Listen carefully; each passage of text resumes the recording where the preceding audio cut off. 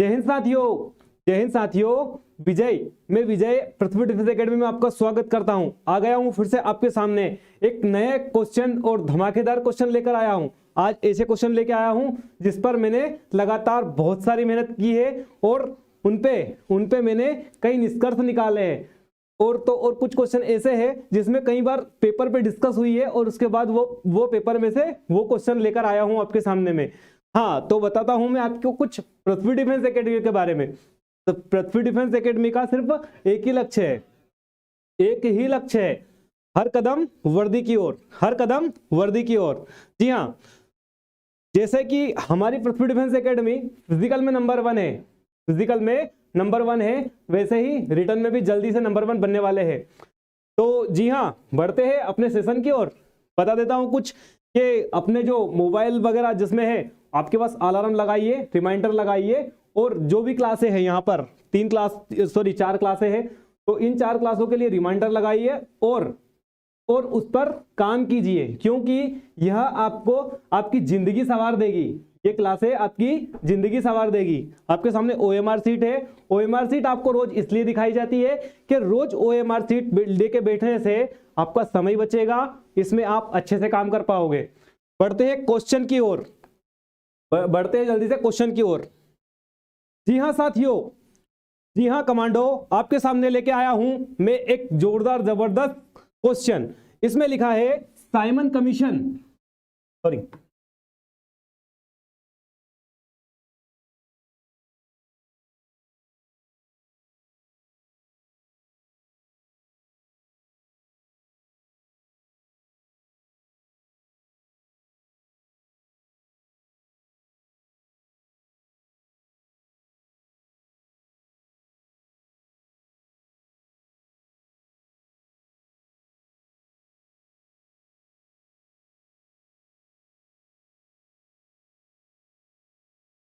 Simon commission Bharat का Simon commission का भारत में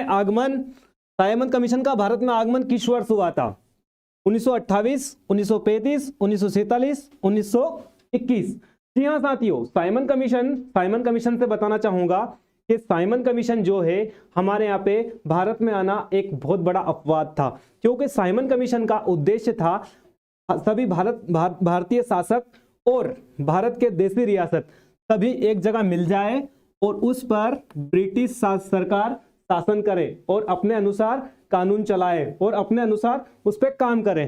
ब्रिटिश जो साइमन कमीशन था एक टेम्परेरी कानून था, जो कानून किस पर लागू होना था? सिर्फ भारतीयों पर लागू होना था, क्योंकि ब्रिटिश जो थे मुट्ठी भर थे और इंडियन जो थे बहुत सारे थे और वो सभी यहाँ पर जैसे कि लगातार हमारे यहाँ पे शासन कर रहे थे उसी तरीके से यहाँ पर शासन करना चाहते थे। तो इनका जो मुख्य उद्देश्य था क्या था? हमारे यहाँ पे फिर से शासन करना।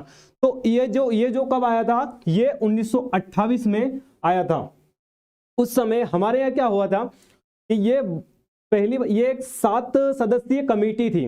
क्या था? साइमन कमीशन एक 7 सदस्यीय कमेटी थी, जिसके अध्यक्ष जो थे वो ब्रिटेन के राष्ट्रपति थे। कौन थे? सर जॉन कमीशन इसके अध्यक्ष थे। एक 7 सदस्यीय थी। ये सबसे पहले कहां उतरा थे? ये उतरे थे अपने बंबई बंदरगाह पर उतरे थे और वहीं से एक भारतीय सैनिक उसने सबसे पहले नारा दिया था साइमन कमीशन वापिस जाओ का नारा दिया था। जी हाँ, बढ़ते हैं नेक्स्ट क्वेश्चन की ओर।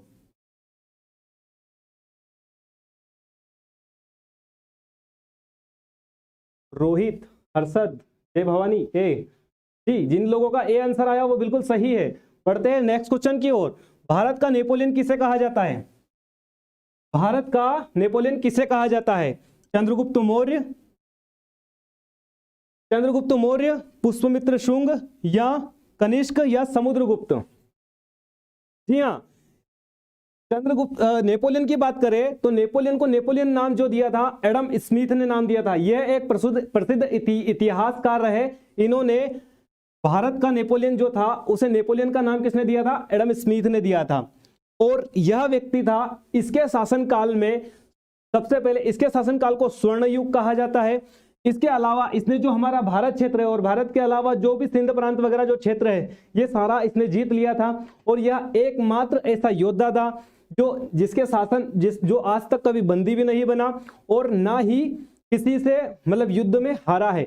इस चक्कर मतलब इसीलिए इसको भारत का नेपोलियन कहा जाता है। अब बात करते हैं भारत के नेपोलियन के बारे में। तो जिन लोगों का महेंद्र कमांडो, ताला कमांडो और रोहित कमांडो, जी हाँ, जिन लोगों का समुद्रगुप्त आंसर आ रहा है वो बिल्कुल सही है।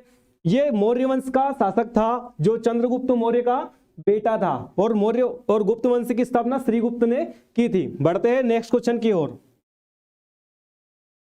हुमायूंनामा, हुमायूंनामा की रचना किसने की थी? जी हाँ, हुमायूंनामा की रचना किसने की थी?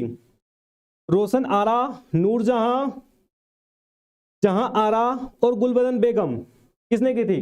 हुमायूं के बारे में जैसे कि बता चुका हूं मैं कि हुमायूं एक मतलब इस मुगल शासन काल में एक अयोग्य शासक माना गया। वो इसलिए कि बाबर जैसे ही इंडिया में आया था उसने लगातार 4 साल में 4 युद्ध जीते थे। 1526, 27, 28, 29 लगातार इसने युद्ध जीते। उसके बाद में इसका जो बेटा था हुमायूं 1531 में इसका एक युद्ध हुआ, उसमें भी इसके कुछ सही परिणाम नहीं रहे। उसके बाद 1539 में चौसा का युद्ध हुआ, उसमें भी कुछ अच्छे परिणाम नहीं रहे, युद्ध लड़ते लड़ते भाग गया। फिर 1540 में एक युद्ध हुआ, कन्नौज का युद्ध, उसमें भी यह युद्ध लड़ते लड़ते भाग गया। कहीं से रणनीति बनाता था और भाग गया, क्योंकि बाबर के बाद ये जो 4 भाई थे, चारों भाई में कुछ हिस्से बट गए थे और हिस्से बटने के कारण, इनके हिस्से बटने के कारण जो हुमायूं है वो शुरू से ही अपवाद रहा। तो हुमायूं जो है इसकी सीढ़ियों से गिरकर मौत हो गई थी। जी हाँ, इसके बारे में बात बताना चाहता हूं कि हुमायूं नामा की रचना किसने की? तो इसकी जो सौतेली बहन थी, कौन? गुलबदन बेगम। गुलबदन बेगम ने इसकी रचना लिखी थी। बढ़ते हैं नेक्स्ट क्वेश्चन की ओर। एंजल जलप्रपात, एंजल जलप्रपात से समझ जाना भैया कि कहीं पहाड़ी से पानी गिर रहा है नीचे। एंजल जलप्रपात कहां पर स्थित है? Norway, Venezuela, Bharat, Canada. Angel जलप्रपात विश्व का सबसे बड़ा जलप्रपात है, जिसकी ऊंचाई कितनी है? 797। यह विश्व का सबसे ऊंचा जलप्रपात है। कहां का? विश्व का सबसे ऊंचा जलप्रपात है। जिन लोगों का बी आंसर आ रहा है वो बिल्कुल सही है। अफजल कमांडो, भवानी कमांडो, बिल्कुल। जिन लोगों का बी आंसर आ रहा है वो बिल्कुल सही आंसर दे रहे हैं। वेनेजुला विश्व का सबसे बड़ा जलप्रपात है, इस चीज को विशेष ध्यान में रखें। बढ़ते हैं नेक्स्ट क्वेश्चन की ओर। भारत और पाकिस्तान के मध्य मारुस्थल, भारत और पाकिस्तान के मध्य मारुस्थल कौन सा है? भारत और पाकिस्तान के बीच में कल मैंने एक रेखा बताई थी जिसे रेड क्लिफ रेखा कहते हैं। और भारत का जो लास्ट जिला है गुजरात वाला, और इधर सिंध प्रांत पाकिस्तान, इस दोनों के बीच में एक रेखा बनाई थी, कर्करिक रेखा। उस रेखा को वो जो रेखा बनती है, एस्चुरी रेखा भी बनती है उस जगह पर, वो जो बनाती है, कौन सी नदी बनाती है? नर्मदा नदी बनाती है। बढ़ते हैं क्वेश्चन की तरफ। तो नाम्बिया इसका सही आंसर है। थार, काकाकुअम, गोबी तो नहीं हो सकता क्योंकि यह चीन और मंगोलिया के बीच में है। और नाम्बिया, तो ये नाम्बिया में है, नाम्बिया में भी है। और काराकोरम की बात करें तो यह मध्य एशिया में है। जी हाँ, इसका सही आंसर आपके सामने है। इसका सही आंसर अफजल कमांडो, कमल कमांडो, जी बिल्कुल सही बता रहे हैं। इसका जो थार आंसर है वो बिल्कुल सही है। और रेगिस्तान मारुस्थल के बारे में बताना चाहूंगा तो सबसे बड़ा मारुस्थल जो है, विश्व का सबसे बड़ा मारुस्थल सहारा मारुस्थल है। बढ़ते हैं नेक्स्ट क्वेश्चन की ओर। श्वेत क्रांति,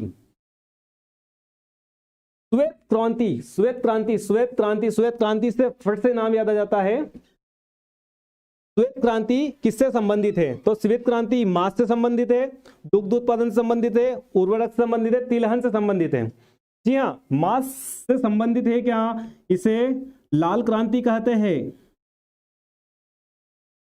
उर्वरक इसे हरित क्रांति कहते हैं। तिलहन इसे पीली क्रांति कहते हैं। और श्वेत क्रांति के बारे में बताना चाहूंगा। श्वेत क्रांति की शुरुआत 1970 में हुई थी। श्वेत क्रांति की शुरुआत 1970 में हुई थी, ठीक है। और इसके बारे में और बताना चाहूंगा, फ्लड ऑपरेशन चलाया गया था, इसी के लिए फ्लड ऑपरेशन चलाया गया था। जी हाँ, जो लोग मिल्क बता रहे हैं या जिन लोगों का बी आंसर आ रहा है, जिन भी कमांडो का आंसर बी आ रहा है, वो बिल्कुल सही जा रहे हैं। हाँ, दुग्ध क्रांति श्वेत क्रांति से संबंधित है।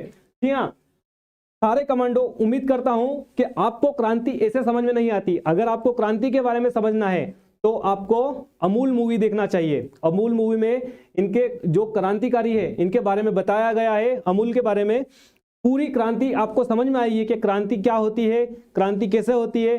कुछ भी ऐसे वैसे चीजें देखने से अच्छा है कि हम एक क्रांति देखें, और क्रांति से हमें समझ में आता है कि क्रांति क्या होती है। बढ़ते हैं नेक्स्ट क्वेश्चन की ओर। भारतीय संविधान का जनक किसे माना जाता है? भारतीय संविधान का जनक किसे माना जाता है? Doctor Rajendra Prasad, Mahatma Gandhi, Jawaharlal Nehru, doctor Bhimrao Ambedkar. मुझे तो सारे नजर आ रहे हैं।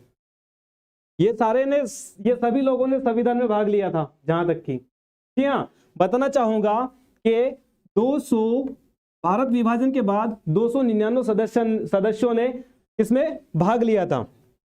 299 सदस्यों ने भाग लिया था। इसमें 15 महिलाओं ने भी भाग लिया था। जी हाँ, संविधान जैसी जगह में भी 15 महिलाओं ने भाग लिया था। आज की महिलाएं सिर्फ गटर ग्रुप में लगी हुई है और उससे ही फुर्सत नहीं है। अगर आसपास के बच्चों को या उनको बताए कि आप क्या कर सकते हो, या उन्हें थोड़ा प्रेरित करे, तो शायद कुछ हो सकता है। तो फिर से हम क्वेश्चन पे आ जाते हैं भारतीय संविधान की। तो भारतीय संविधान में 2 वर्ष 11 माह और 18 दिन लगे थे। 2 वर्ष 11 माह 18 दिन का समय लगा था, जिसमें बहुत सारे लोगों ने बहुत सारी मेहनत की थी। बाकी इसके जो मुख्य माने जाते हैं वो डॉक्टर भीमराव अंबेडकर है। बढ़ते हैं नेक्स्ट क्वेश्चन की ओर। भारतीय संविधान, दूसरा क्वेश्चन फिर संविधान की तरफ से। तो अपन को विशेष, हम सबको संविधान के क्वेश्चन भी लगाना है और संविधान पे भी फोकस करना है। भारतीय संविधान के किस भाग में नागरिकता बताई गई है? भारतीय संविधान के किस भाग में नागरिकता बताई है? तो नागरिकता जो ली गई है, हमारे देश की नागरिकता जो ली गई है, वो ब्रिटेन या इंग्लैंड से ली गई है। कहां से ली गई है? इंग्लैंड से ली गई है। और हाँ, बताना चाहूंगा कि किस अनुच्छेद में बताई गई है? तो अनुच्छेद 5 से 11 तक में भारत की नागरिकता बताई गई है। और नागरिकता से बताना चाहूंगा कि जो नागरिकता है वो 5 तरीके से प्राप्त की जा सकती है और 3 तरीके से छोड़ी जा सकती है। जी हाँ, जिन लोगों का आंसर बी आ रहा है या भाग 2 आ रहा है, Uday commando, M commando, Ramit commando, जी बिल्कुल सही। जिनका बी आंसर आ रहा है वो बिल्कुल सही बने रहे मेरे साथ। बढ़ते हैं नेक्स्ट क्वेश्चन की ओर। विश्व योग दिवस कब मनाया जाता है? विश्व योग दिवस कब मनाया जाता है? 21 जून, 15 जून, 18 मार्च, 20 मई। तो बताना चाहूंगा योग दिवस की शुरुआत जो हुई है हमारे यहाँ पे 2014 में एक बैठक हुई थी यूएनओ में, जिसमें हमारे देश के प्रधानमंत्री नरेंद्र मोदी जी ने सबके बीच में एक प्रस्ताव रखा कि भैया योग दिवस होना चाहिए। तो उन्होंने कहा, सब इसमें 177 देश ने हाँ भरी। 177 देश ने हाँ भरी, मतलब 1/3 से भी ज्यादा लोगों ने इसमें साथ दिया। तो ये जो दिवस अब हो गया कि भैया 2014 बैठक हुई कि हाँ कब मनाना चाहिए। तो जो सबसे बड़ा दिन होता है, जैसे कि मैं पिछले क्वेश्चन बता चुका हूं कि सबसे बड़ा दिन कब होता है, तो 21 जून को होता है। तो ये दिन इस दिन डिसाइड हुआ और 21 जून को विश्व योग दिवस के रूप में मनाया गया। और अभी लास्ट टाइम 2021 की जो थीम थी, कोरोना वायरस के कारण, इसमें बताया योग के साथ रहे और घर पर रहे, ये नरेंद्र मोदी की थीम थी। बढ़ते हैं नेक्स्ट क्वेश्चन की ओर। करंट क्वेश्चन है, अपनी कॉपी में जरूर से लिख ले। बढ़ते हैं नेक्स्ट क्वेश्चन की ओर। तीरंदाजी किस देश का राष्ट्रीय खेल है? तीरंदाजी के बारे में बताना चाहूंगा कि तीरंदाजी किस देश का राष्ट्रीय खेल है। जी हाँ, 1973 में यह देश यूएनओ में शामिल हुआ था, यह देश यूएनओ में शामिल हुआ था।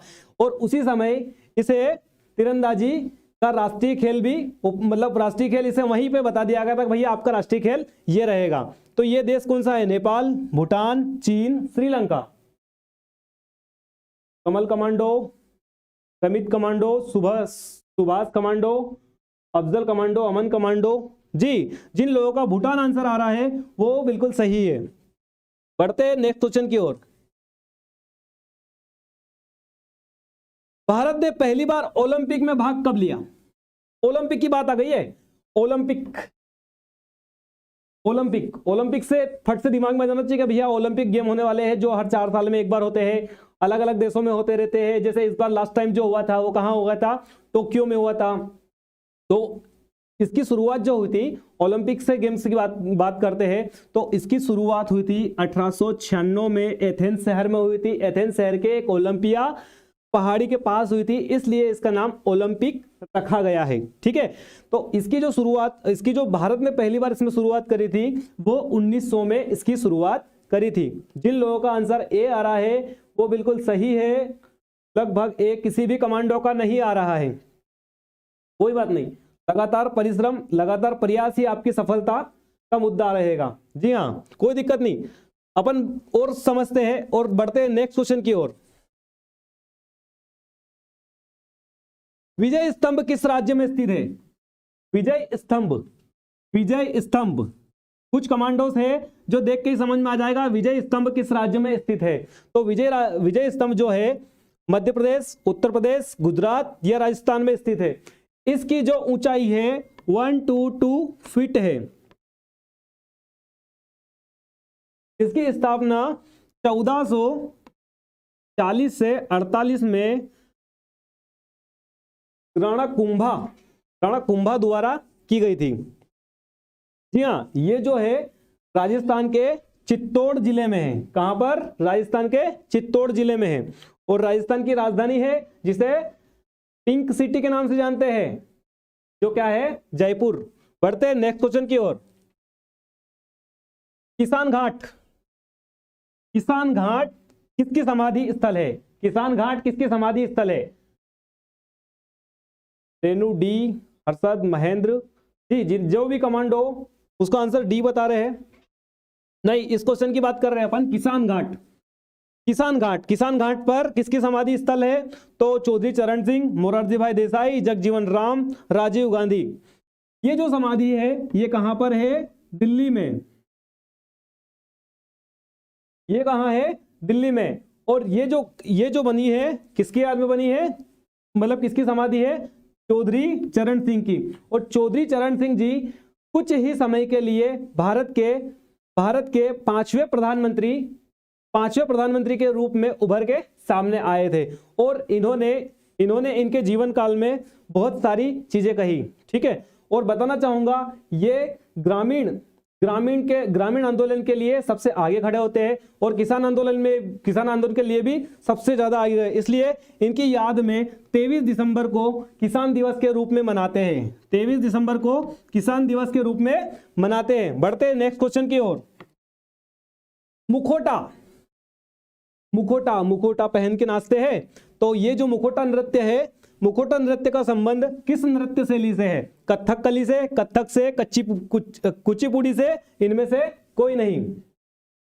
उदय, अफजल, देव, हर्षद। जी, सारे कमांडो बिल्कुल सही जा रहे हैं।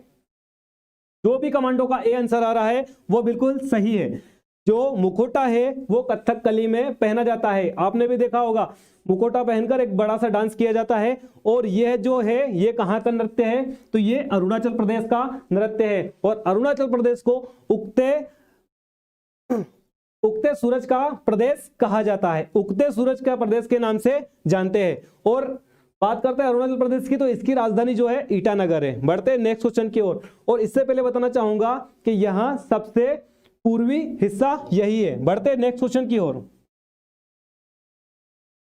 केरल में कौन सी भाषा बोली जाती है? जी हाँ कमांडो, केरल में कौन सी भाषा बोली जाती है? मलयालम, तेलुगु, गुजराती या तमिल? गुजराती तो गुजराती बोलते हैं। मलयालम, तेलुगु या तमिल, कौन सी भाषा बोली जाती है? तो केरल के बारे में बताना चाहूंगा। केरल को मसालों का राज्य कहा जाता है। इसके अलावा यहाँ पर सबसे ज्यादा रबड़ का उत्पादन होता है, क्योंकि यहाँ पर रबड़ की खेती सबसे ज्यादा की जाती है। यहाँ पर जो पेड़ होते हैं वो रबड़ बनाने में बहुत ज्यादा आवश्यक होते हैं। तो अपन बढ़ते हैं इसमें मलयालम जिसका भी आंसर आ रहा है वो बिल्कुल सही है। जय भवानी ए, कमल कमांडो, हर्षद कमांडो, पवन, लालू जी, जिन लोगों का ए आंसर आया है, जो भी कमांडो का ए आंसर आया वो बिल्कुल सही है। क्वेश्चन नेक्स्ट की ओर बढ़ेंगे। अंतरिक्ष में जाने वाला प्रथम भारतीय कौन था? अंतरिक्ष में जाने वाले प्रथम भारतीय कौन है? राकेश शर्मा, नरेश शर्मा, रवि शर्मा या राहुल शर्मा? नरेश शर्मा, राहुल शर्मा या रवि शर्मा या राहुल शर्मा? तो अंतरिक्ष में जाने वाला जो प्रथम व्यक्ति था, अंतरिक्ष में जाने वाला जो प्रथम व्यक्ति विश्व में प्रथम था वो था यूरी गागरिन। ये व्यक्ति जो था वो सोवियत संघ का था। और राकेश शर्मा जी जो थे वो 138 नंबर के थे। और यूरी गागरिन जो गए थे 1934 में गए थे, और ये जो गए थे 1984 में। जब ये अंतरिक्ष की यात्रा कर जब वापिस इंडिया लौटे तब इन्हें भारत के प्रधानमंत्री मतलब इंदिरा गांधी से मिले। तो इंदिरा गांधी ने इनसे पूछा कि वहां पर जब आप गए तो वहां से हमारा भारत कैसा दिखाई देता है? तो हमारा जो भारत, उनके जो वर्ड थे वो सबके दिल को छू जाएंगे, क्योंकि जो भी इंडियन आर्मी की तैयारी कर रहे हैं उनके तो दिल में छा ही जाएगा। क्योंकि उनके जो वर्ड थे राकेश शर्मा के, उन्होंने कहा था सारे जहां से अच्छा हिंदुस्तान हमारा। बढ़ते हैं नेक्स्ट क्वेश्चन की ओर। विश्व बैंक का मुख्यालय कहां है? विश्व बैंक का मुख्यालय कहां है? Paris, Beijing, Washington DC, New York? Aslam Mansuri commando A, Aman commando A, Lalu commando A, Devraj commando, Rakesh Sharma. Question निकल गया भैया, आगे बढ़ गए अपन। विश्व बैंक का मुख्यालय पूछ रहे हैं, विश्व बैंक का मुख्यालय कहां है? Paris, Beijing, Washington DC, New York? जी हाँ, इसका जिसका भी आंसर वाशिंगटन डीसी आ रहा है वो बिल्कुल सही है। Afzal commando, Hariom commando D, Aslam commando D, Nitish C, Pawan commando C. जिन लोगों का वाशिंगटन डीसी आ रहा है वो बिल्कुल सही है। पेरिस किसी देश की राजधानी है तो वो किसकी राजधानी है? फ्रांस की। और चीन जो राजधानी है वो बीजिंग की है, बीजिंग की राजधानी है। और न्यूयॉर्क खुद एक देश है, इसकी जो राजधानी है पालिया है। बढ़ते हैं नेक्स्ट क्वेश्चन की ओर। भारत की सबसे पुरानी तेल रिफाइनरी, भारत की भैया, ये भारत की भी है और साथ में एशिया की भी है। भारत के अलावा यह एशिया की भी सबसे पुरानी तेल रिफाइनरी है। जी हाँ, बताइए, डिगबोई, हल्दिया, कोलिया या नुमावती? भारत की सबसे पुरानी तेल रिफाइनरी डिगबोई, हल्दिया, कोलिया या नुमावती? जिन लोगों का आंसर डिगबोई आ रहा है वो बिल्कुल सही है। हल्दिया, कमल जी थोड़ा से रॉन्ग, हितेश जी। हाँ, जिन भी कमांडो का आंसर ए आया है वो बिल्कुल सही है। बढ़ते हैं नेक्स्ट क्वेश्चन की ओर। तेल रिफाइनरी से बताना चाहूंगा कि यह एशिया की सबसे बड़ी तेल रिफाइनरी है। और और इसकी बात करें तो इसकी जो शुरुआत हुई थी, यहां पर एक तेल का कुआं खोदा गया था 1901 में। बढ़ते हैं नेक्स्ट क्वेश्चन की ओर। पहला परमाणु बम किस शहर पर गिराया गया था? बात हो रही है 1945, 6 अगस्त 1945। पहला बम किस पर गिराया गया था और किस देश ने गिराया था और क्यों गिराया था? तो बात करते हैं, जो पहला बम जो अमेरिका ने जापान के हिरोशिमा, बर्लिन, नागासाकी या इनमें से कोई भी नहीं, कौन से देश पर गिराया था? तो जापान के नागासाकी शहर पर 6 अगस्त 1945 को यह गिराया गया था। और इसका उद्देश्य यह था ना हिरोशिमा पर गिराया गया था। और जो दूसरा बम था वो 9 अगस्त 1945 को गिराया गया था। और इसका उद्देश्य था 4 टाइप के ऑप्शन थे उसके पास में, और इसने बोला कि अगर अगले टाइम में ये युद्ध ना हो, भविष्य में ऐसे युद्ध ना हो, इसलिए ये ऐसे बम गिराए गए थे। बढ़ते हैं नेक्स्ट क्वेश्चन की ओर। कपास की खेती के लिए कौन सी मिट्टी उपयुक्त है? कपास की खेती के लिए कौन सी मिट्टी उपयुक्त है? इससे पहले मैं बता चुका हूं कि जलोढ़ मिट्टी जो है भारत में सबसे ज्यादा पाई जाने वाली मिट्टी है, जिसमें गेहूं का उत्पादन सबसे ज्यादा होता है। आज अपन कपास की खेती के बारे में बात कर रहे हैं। कपास की खेती सबसे ज्यादा कौन सी मिट्टी में होती है? रेतीली मिट्टी, लाल मिट्टी, काली मिट्टी, इनमें से कोई भी नहीं। इसका तो कोई ऑप्शन ही नहीं है। 3 मिट्टी है, रेतीली, लाल और काली मिट्टी। जी हाँ, जिन लोगों का आंसर सागर, जय भवानी, रेणु, पवन, हाँ, काली मिट्टी बिल्कुल सही आंसर है। काली मिट्टी बिल्कुल सही आंसर है। और कपास की खेती भारत में विश्व में सबसे ज्यादा जो खेती होती है कपास की, वो विश्व में प्रथम नंबर पे भारत आता है। और भारत में अगर पूछा जाए कि सबसे ज्यादा कपास कौन से राज्य में होता है, तो वो होता है कहाँ? गुजरात में। और गुजरात में मैंने एक बताया था कि भारत का मैनचेस्टर कहा जाने वाला अहमदाबाद जिला, वो इसी के लिए प्रसिद्ध है। क्योंकि कपास की खेती से सबसे ज्यादा कपड़ों का उत्पादन किया जाता है। बढ़ते हैं नेक्स्ट क्वेश्चन की ओर। सबसे पहला छाता, बरसात से बचने के लिए हम छाता पहनते हैं, तो छाते का आविष्कार भी समझ लेते क्या? छाते का आविष्कार किसने किया था? तो छाते का आविष्कार किसने किया था? भारत, जापान, चीन, या इनमें से कोई नहीं। हाँ, जो भी commando, Lalu commando, Jai Bhavani, Vijay commando, Afzal commando, Sanjay commando, हाँ, जिन लोगों का जिन कमांडो का आंसर सी आ रहा है वो बिल्कुल सही है।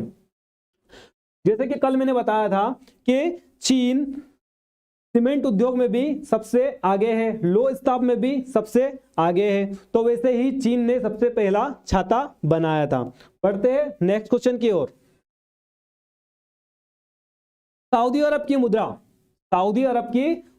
सऊदी अरब से याद आया कि यहाँ पर एक मुस्लिम समुदाय के एक जो है, वो सबसे बड़ा जो इनका मतलब मेन जो धार्मिक स्थल है वो यहीं पर है, जिसे मक्का मदीना के नाम से जानते हैं। तो ये इनकी जो मुद्रा रही है सऊदी अरब की मुद्रा जो है वो सऊदी रियाल है,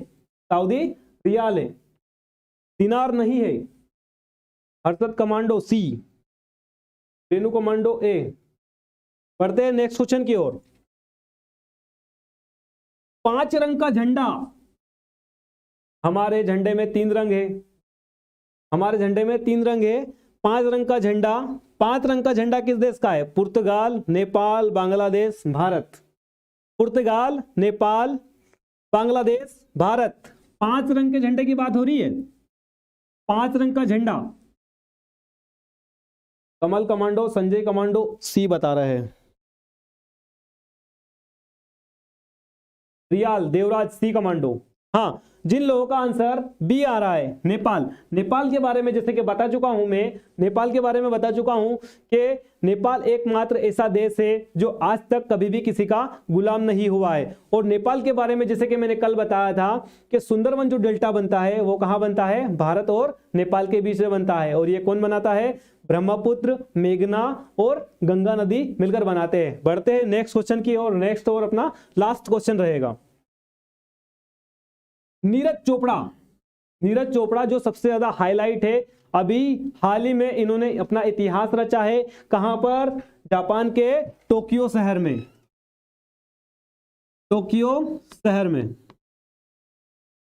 क्या हुआ था टोक्यो शहर में? अभी जो हाल ही में ओलंपिक गेम्स हुए थे उसमें इन्होंने क्या जीता था? स्वर्ण पदक जीता था।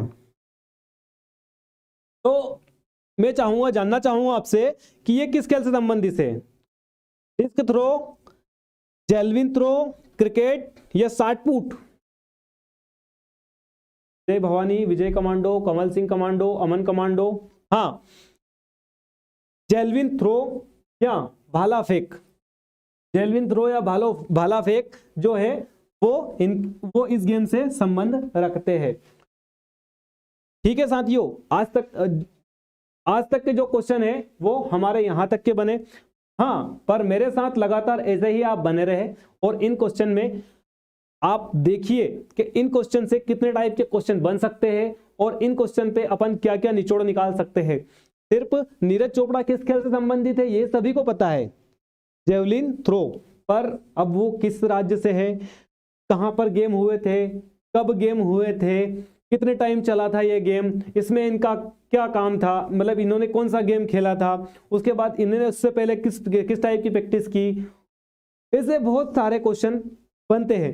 तो इन क्वेश्चन के आंसर बनाने के लिए आप ऐसे ही लगातार जुड़े रहे और कुछ नहीं करना है, आप थोड़ा सा डाटा बचा के रखिए, आप थोड़ा सा डाटा बचा के रखिए और शाम को इस क्लास में आपको जो सारे महत्वपूर्ण, जैसे कि मिथुन सर सुबह टेस्ट लेते हैं और शाम को टेस्ट लेते हैं, उन दोनों टेस्ट का ज्यादा से ज्यादा आपको फल मिलना है। अगर सामान्य ज्ञान के जो 15 क्वेश्चन होते हैं, सामान्य ज्ञान के जो 15 क्वेश्चन होते हैं, उन 15 क्वेश्चन को अगर आसानी से सॉल्व करना है तो आप मेरी क्लास में ऐसे ही बने रहे और चीजों को समझे।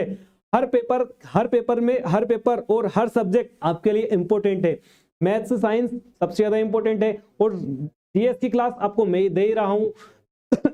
हर दिन एक टॉपिक पे तीन तरीके से बातें बताता हूं और हर तरीका जो होता है वो महत्वपूर्ण होता है। जैसे कि आपने अगर मेरी मिट्टी वाली क्लास ली होगी तो जैसे जलोढ़ मिट्टी के बारे में बताया था, आज मैंने आपको काली मिट्टी के बारे में बताया, कल दूसरी मिट्टी के बारे में बताएंगे। इस तरह मेरे साथ जुड़े रहे और पृथ्वी डिफेंस एकेडमी जैसे फिजिकल में नंबर 1 है, आप लगातार हमारे यूट्यूब, इंस्टाग्राम वगैरह पे वीडियो देखिए, आपको समझ में आएगा कि हाँ यार फिजिकल में कौन सी एकेडमी। और हमारे यहाँ पे बच्चों को अलग से वीडियो नहीं बनाए जाता, जब वो करते हैं, जब उन्हें कराया जाता है उसी टाइम पे उनका वीडियो बनाया जाता है, अलग से किसी भी बच्चे को परेशान नहीं किया जाता है। जी हाँ साथियों, चलता हूं। जय हिंद, शुभ रात्रि।